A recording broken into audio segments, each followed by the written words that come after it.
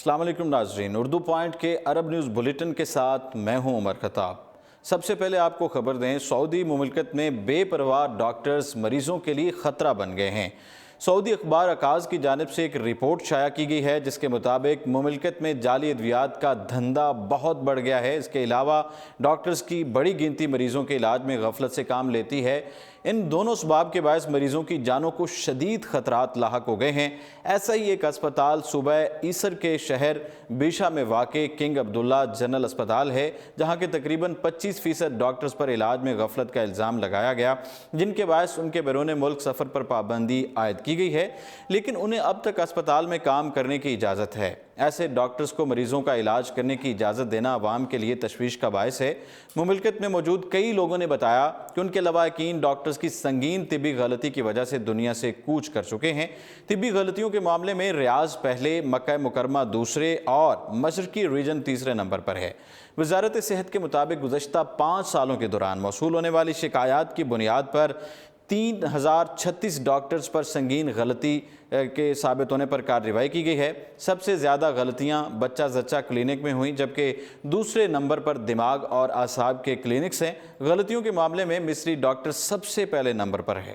گزشتہ سال طبی غلطیوں کے مرتکب 278 مصری ڈاکٹرز کے خلاف کارروائی کی گئی۔ اس کے بعد سعودی ڈاکٹرز دوسرے نمبر پر ہیں، جن کی تعداد 115 تھی۔ پاکستانی اور انڈین ڈاکٹرز کی جانب سے بہت کم غلطیاں کی گئیں، جن کی تعداد بالترتیب 44 اور 42 بتائی گئی ہے۔ دوسری خبر شامل کریں، متحدہ عرب امارات میں رمضان کے دوران سکولوں کے اوقات کا اعلان کر دیا گیا ہے۔ عالمی ادارہ فلکیات کے مطابق اس بار متحدہ عرب امارات میں رمضان المبارک کا آغاز 6 مئی 2019 کو ہوگا۔ Knowledge and human development authority نے اعلان کیا ہے کہ رمضان المبارک کے دوران تمام سکولز میں پڑھائی کا دورانیہ گھٹا دیا جائے گا۔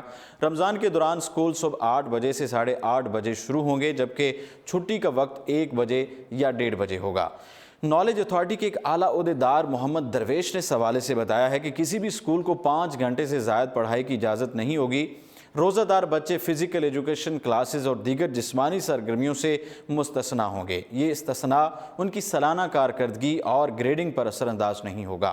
تمام بچوں کو گرمی اور پیاس کی شدت سے بچنے کا حق حاصل ہے۔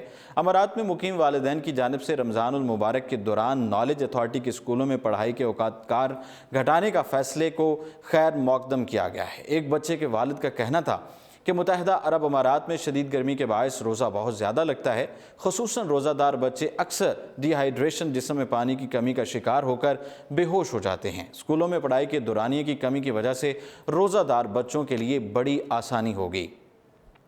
اب خبر شامل کریں، ترکی میں خاشقجی قتل کیس کے شعبے میں گرفتار اماراتی باشندے کی خودکشی کے حوالے سے چند روز قبل ترک حکام نے متحدہ عرب امارات کے 2 شہریوں کو جمال خاشقجی قتل کیس کے شعبے میں گرفتار کیا تھا اور یہ الزام لگایا تھا کہ یہ دونوں اماراتی باشندے جاسوسی کی غرض سے ترکی میں مقیم تھے۔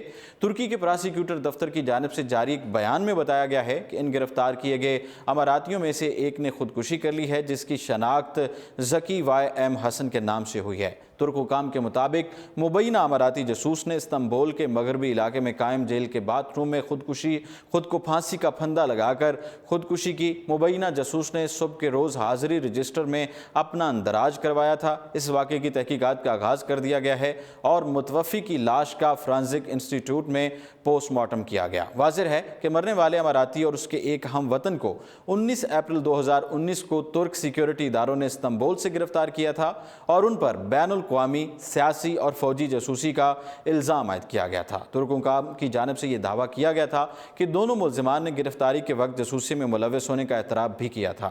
ان دونوں ملزمان سے سعودی صحافی جمال خاشقجی کے قتل میں ملوث ہونے کے حوالے سے بھی تحقیقات کی جا رہی تھیں۔ واضح ہے کہ ترکی کے سعودی عرب اور متحدہ عرب امارات سے تعلقات میں بگاڑ تب شروع ہوا جب عرب ممالک نے 2017 میں قطر کے مکمل بائیکاٹ کرنے کا اعلان کیا تھا، جبکہ اس موقع پر انقرہ نے دوحہ کی حمایت کی تھی۔ اس کے علاوہ ترک صدر رجب طیب اردگان کی جماعت AK پارٹی کو مصر کی اخوان المسلمون کی حامی جماعت تصور کیا جاتا ہے، جبکہ سعودی عرب اور امارات اخوان المسلمون کو اپنی ملکی سلامتی کی مخالف جماعت تصور کرتے ہیں۔ दुबई से खबर शामिल करें, चीनी लहसुन के जहरीले होने की खबरें गर्दिश करने लगी। गुज़श्ता चंद रोज़ से मुत्तहदा अरब अमारात में सोशल मीडिया पर यह खबरें गर्म हैं कि चीन से आया सफ़ेद लहसुन अमवात का बायस बन रहा है, क्योंकि इसमें ख़तरनाक केमिकल मिथाइल ब्रोमाइड शामिल किया गया है, जो कि खेती बाड़ी के दौरान फफूंदी और कीड़ों को तल्फ करने के लिए इस्तेमाल किया जाता है। ये ख़तरनाक केमिकल आसाबी और तनफ़ुस के निज़ाम को बुरी तरह से मुतासर करता है, जिसके बायस इसके इस्तेमाल से मौत वाक़ई हो सकती है। इस खबर के बाद बहुत सारे लोगों ने चीनी लहसुन का इस्तेमाल तर्क कर दिया। तहम दुबई म्यूनसिपैलिटी की जानिब से इस मामले पर वजाहत सामने आ गई है।